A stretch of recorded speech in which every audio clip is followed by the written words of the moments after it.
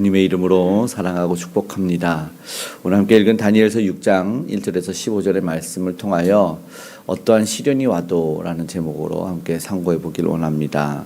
어떠한 시련이 와도 찬양이 주님 뜻대로 살기로 했네, 뒤돌아서지 않겠네.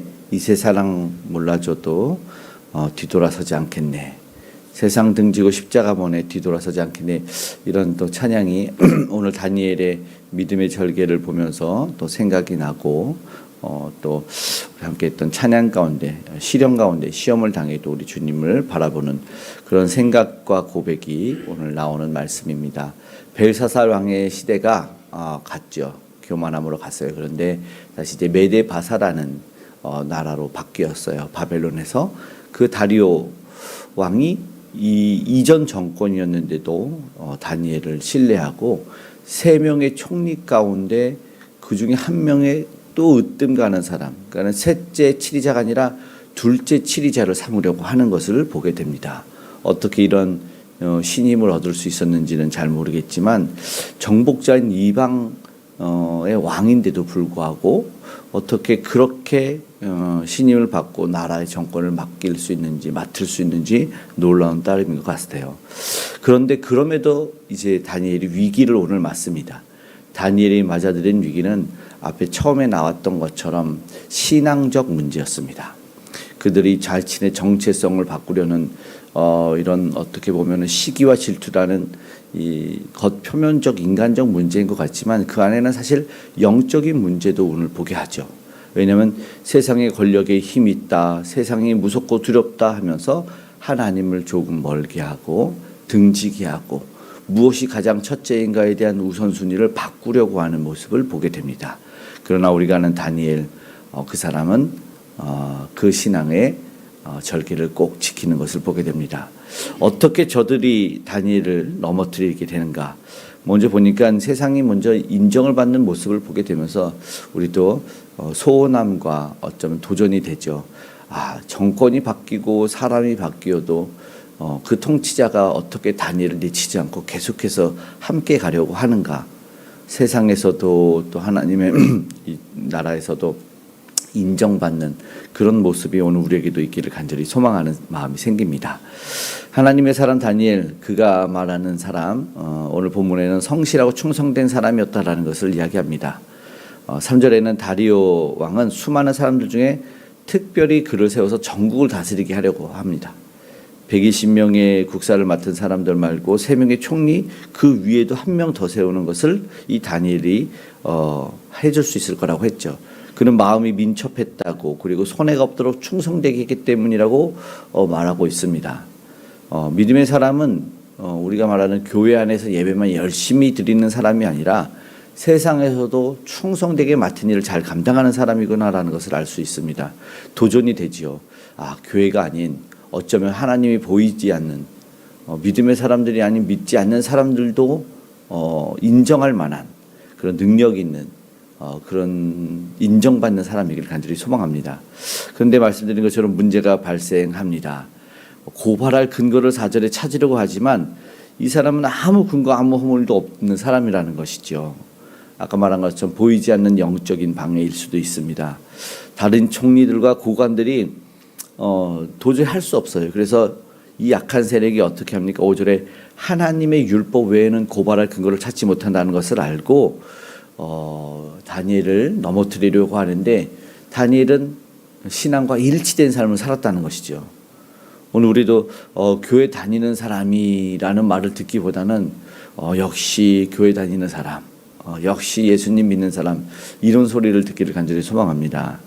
흠없는 삶을 살아내기 정말 어렵지만 우리도 한번 도전하고 기도할 수 있기를 간절히 원합니다. 다니엘은 신앙의 결단이 있었습니다. 그것이 언제 드러날까요? 위기의 순간입니다.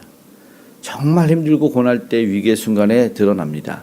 이들이 왕에게 또 사탕발림으로 만수무강하옵소서 가서 이야기하면서 왕에게 조서를 얻고 도장을 얻어냅니다.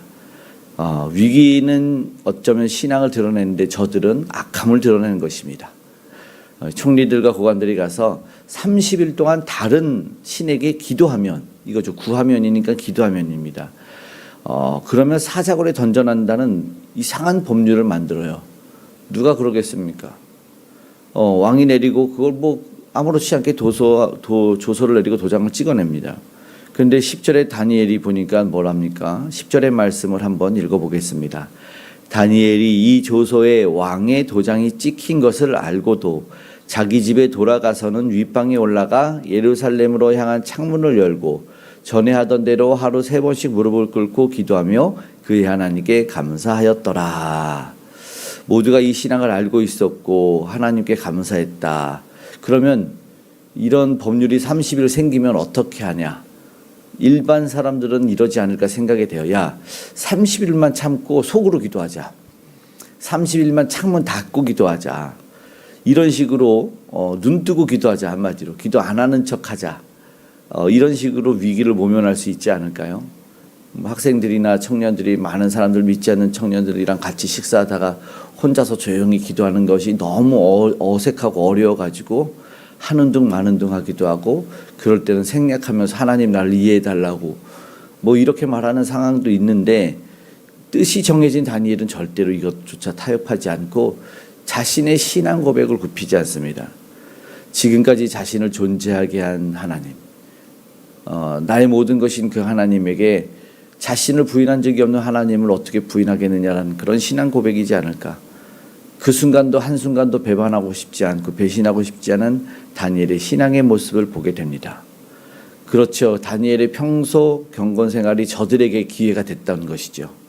다니엘은 달라진 것이 없었습니다. 참된 신앙을 엿보는 순간이었습니다. 결국 믿음은 무엇인가를 보게 되죠. 믿음은 하나님을 바라보는 것 가운데 있습니다. 그때 반응하는 것입니다. 이 사실상 하루 3번 예루살렘을 향하여 기도하는 것은 솔로몬이 성전 완공을 하고 나서 하나님에게 기도하고 백성들을 축복할 때 했던 말입니다. 하나님, 저들이 죄를 지었는데 하나님의 성전을 향해 손을 들고 기도하거든 사하소서. 이런 기도가 열왕기상의 8장에 있습니다. 그리고 이방 땅에 끌려갈지라도 두 손을 향하여 예루살렘에서 예루살렘 향을 기도하면 하나님 돌아오게 하소서. 이방 땅에서 신앙을 지키고 있던 다니엘은 얼마나 하나님을 사모하며 그곳에서 예배하고 싶었을까요? 그가 멈출 수 없었겠죠. 여전히 하나님의 말씀을 의지해서 기도하고 있었던 것이죠. 물론 감사하였더라라고 말하지만 역시 감사는 뭐였냐면 그가 지금 상황적으로는 어떨지 모르겠지만 위기 앞에 있음에도 불구하고 믿음으로 주실 줄 알고 감사하는 신앙의 고백이면서 참된 믿음의 기도였다라는 것을 보게 됩니다. 응답 이후가 아닌 지금 주실 줄을 믿고 감사하는 신앙의 고백과 기도였습니다. 결국 이것이 무엇이냐면 하나님이 인정하는 것이 우리에게 승리다. 다니엘을 보면서 깨닫게 되는 것이죠. 결국 읽은 오늘 다니엘서 6장 11절에서 15절에 보니까 어떻게 되냐면 다니엘을 이렇게 넘어뜨리려고 고관들과 총리들이 압박을 하고 왕도 참 안타깝게 이것을 막을 수가 없었어요. 조서를 내렸고 도장을 찍었기 때문이다. 이게 변개할 수 없는 것. 이 에스더서에도 나오지만 이 한 번 내린 것을 주워 담을 수가 없었다. 자신들이 바꿀 수 없는 신적 권위를 가지고 있다고 했기 때문에 또 나라에 흔들리지 않는 이 질서 때문이었겠죠. 결국 다니엘은 어떤 사람이라는 것을 왕이 인정해서 되게 힘들어합니다. 근데 법령이라는 것이 있어서 걸린 거죠. 이게 부딪힌 겁니다.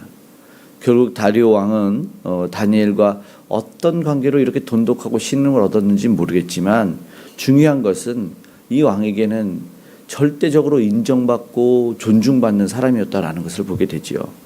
오늘 우리도 그런 사람이었으면 좋겠습니다. 믿음의 사람들과 내 지인, 주변 사람들에게만 인정받는 것이 아니라 때로는 멀찍이 있는 사람들에게도 인정받고 존중받는 그런 믿음의 사람이 되기를 간절히 소망합니다. 오늘 이제 말씀을 마치고 기도하기를 원합니다. 그런 인격이 참 사모함이 우리에게 있습니다. 성실함과 충성됨이 이 세상 속에서도 인정받는 그런 신앙이 되었으면 좋겠고요. 흠이 없는 삶을 살지만 어떤 시기와 공격 앞에서도 흔들리지 않는 그런 저와 여러분 되기를 소망합니다. 무엇보다 우리가 경건 생활에는 타협함이 없었으면 좋겠습니다. 이 굳건한 신앙생활 위해서 오늘도 우리가 기도하기 원합니다.